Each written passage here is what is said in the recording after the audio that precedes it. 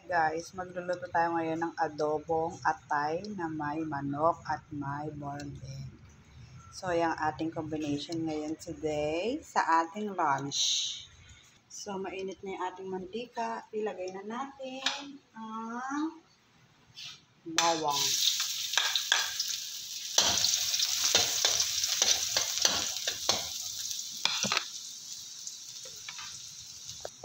Ilagay natin yung ating sibuyas.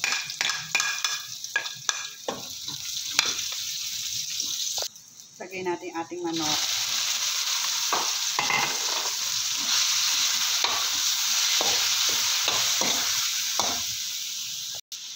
Lagyan natin sa guys ng pinang-marinate sa atay.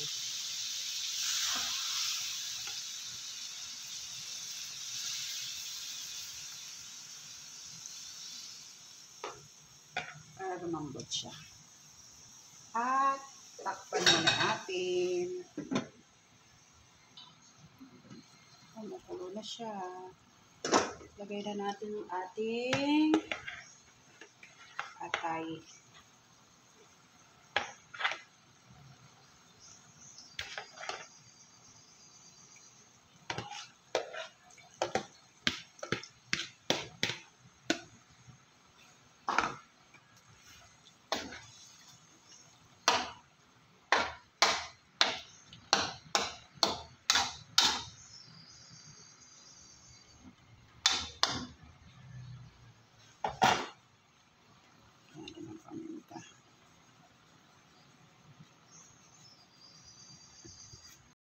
Lagyan natin ng konting asukal.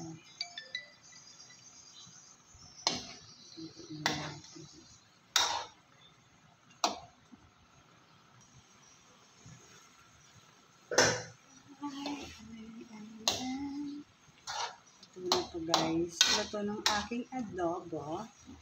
Siyempre, tikman natin.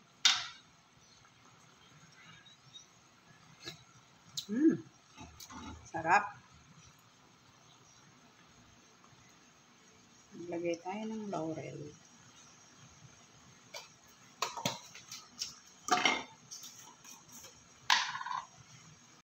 Oo, lagay na natin ang ating boiled egg. Dami, diba? May atay, may manok, may boiled egg. Pwede natin papatayin. Luto na eh.